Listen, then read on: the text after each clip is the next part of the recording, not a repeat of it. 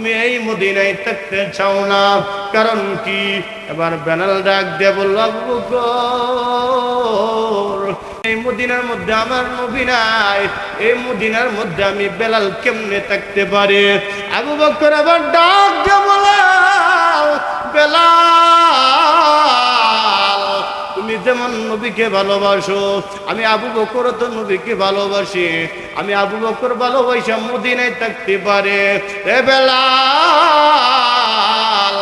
এমন কোন ভালোবাসো রে নবীরে যে তুমি মদিনা থেকে চলে যাইতে হচ্ছে? এবার বেলাল ডাক দেন, আবু বকর, আপনারাও নবীকে ভালোবাসেন, আমিও নবীকে ভালোবাসি, আপনাদের ভালোবাসা আর আমার ভালোবাসার মধ্যে আকাশ পাতাল ব্যবধান আছে। আবু বকর বলেন, বেলাল কি ব্যবধান, কি ব্যবধান? আবু বকরকে বেলাল ডাক দেন, আবু বকর, কি পার্থক্য জানো নি? তোমরা নবীকে ভালোবাসা এমন ভালোবাসা বাসো, নবী দুনিয়া থেকে যাওয়ার পরও তোমরা মদিনায় থাকতে পারো, আর আমি বেলাল নবীকে এমন ভালোবাসা বাসি,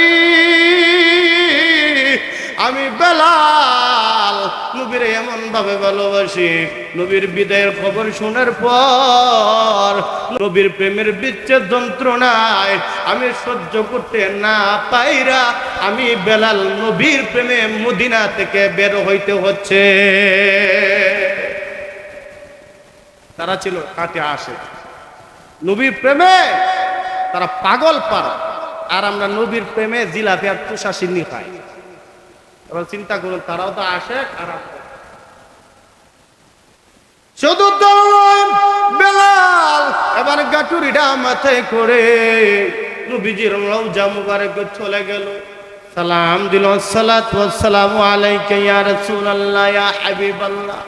আল্লাহর নবী গো, এতদিন আপনি আমার সামনে থাকতেন, ওগো আল্লাহর নবীজি, বিশেষ করে জুমার সময় আপনি আমার সামনে বসে থাকতেন, আমি আপনার সামনে থাকতাম, আমি দাঁড়াইয়া দাঁড়াইয়া আযান দিতাম।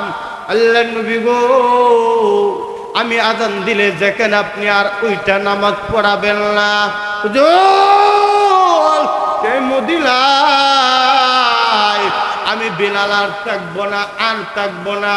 ভাইয়ের আমার, বেলাল নবীর কাছ থেকে বিদায় নিয়া সুদূর হাবশী দেশে চলে গেছে। 6 মাস হয়ে গেল, বেলালের আযান আর মদিনার মধ্যে শোনা যায় না। আল্লাহর নবী হঠাৎ করে বেলালকে স্বপ্ন দেখায়, ওরে বেলাল, ও বেলাল, এমন কোন নিষ্ঠুর হইলা রে, 6 মাস হয়ে গেল আমার একটি বারের ও আযান শুনাইলা না। বেলাল আহাও, একটিবার আসো মদিনায়, তোমার আযানটা আমার রোদের পাশে দিয়ে যাও, তুমি আযানটা শোনাই যাও। বেলালের ঘুম ভেঙে গেছে, মনে মনে ভাব ভেবেছে, মনে হয় দিনের বেলা যা কল্পনা করেছি তাই দেখেছি। আবার তিনি ঘুমাইছে, কিতাবে লেখেন পরপর 3 বার হযরত বেলাল একই স্বপ্ন দেখে। এবার বেলাল বুঝতে পারলাম আমার নবী বারবার আমাকে স্বপ্ন দেখাচ্ছে, আমি মদিনায় চলে যেতে, সুতরাং আমি আর এই হাবশাতে যাও থাকতে আমি রাজি নয়। এবার বেলাল রওনা দিলেন সুদূর মদিনার দিকে। সুবহানাল্লাহ, আরেকটু জোরে।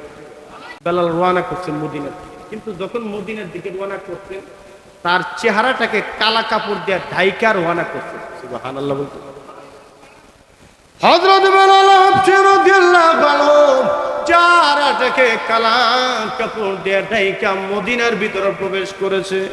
হযরত বেলাল রাদিয়াল্লাহু আনহু মদিনার ভিতরে প্রবেশ করার পর ওই গাছের গুড়ার মধ্যে চুমু খায়, আল্লাহু আকবার বলেন।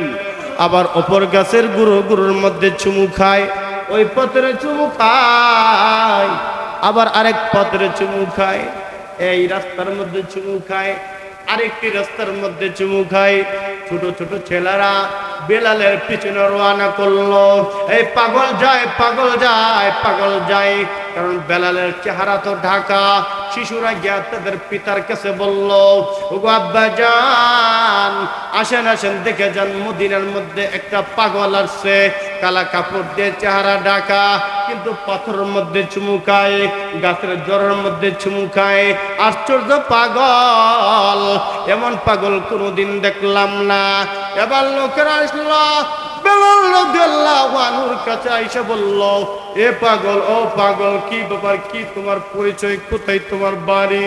পাগল কথা বলল না। এবার মুরব্বীরা বলল, কি নাম তোমার? বেলাল কথা বলে না।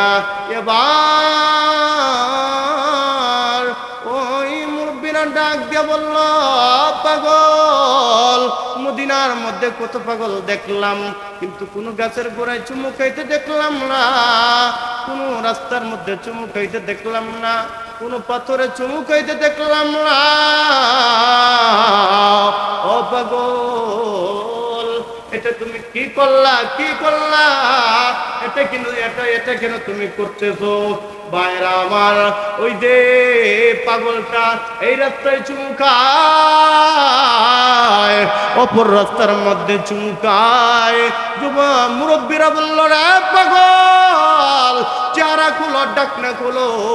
তিনি বললেন, না না না, চেহারা খুলো যাবে না। কেন কেন কেন? বেলাল কথা বলেন না, আমি যদি চেহারা খুলে ফেলি, আমাকে আর তোমরা মদিনা থেকে যাইতে দিবা না। সবাই দূরে দইরা হযরত বেলালের চেহারাটা খুললো, ডাকনাটা খুললো। ডাকনাটা খোলার সাথে সাথে সারা মদিনার মধ্যে কান্নার রোল পড়ে গেছে। আল্লাহু আকবার! সারা মদিনার মধ্যে কান্নার রোল পড়ে গেছে। মদিনার মধ্যে সারা মদিনায় কান্নার রোল, ঘরে ঘরে কান্না, শিশুরা পর্যন্ত কান্দে, নারীরা কান্দে। আও আও আও, দেখে যাও আজকে কোন পাগল আইরলে। মদিনার সেই পাগল, মদিনার সেই পাগল। আহো আহো, ওই পাগলটা তাড়াতাড়ি জুপি দিয়া আটকায় রাখ, ওই পাগলটা আর যাইতে দিমু না। সুবহানাল্লাহ বলেন। ওই পাগলটা আর যাইতে দিমু না। এবার বেলালকে ডাক দিয়ে বলেন, বেলাল, বুঝলাম তুমি কালো কাপড় দিয়ে চেহারা ডাইকে আসছো না চিনার জন্য, কিন্তু একটা কথা বলো, তুমি গাছের গোড়ার মধ্যে কেন চুমু খেয়েছো? রাস্তার মধ্যে কেন চুমু খেয়েছো? এটার কারণটা কি? এবার বেলাল রাদিয়াল্লাহু আনহু ডাক দিয়ে বলেন, ও মদিনাবাসী লোকেরা, আমি সব গাছের গোড়ায় চুমু খাইনি, সব পাথরে চুমু খাইনি, সব রাস্তায় চুমু খাইনি। ওই রাস্তা, ওই গাছের গোড়ায় চুমু খেয়েছি, ওই পাথরে চুমু খেয়েছি, ওই রাস্তার মধ্যে চুমু খেয়েছি, যেই গাছের গোড়ায়, যেই পাথরে, যেই রাস্তার মধ্যে আমার নবীর কদম মুবারকের পদচিহ্ন রয়েছে।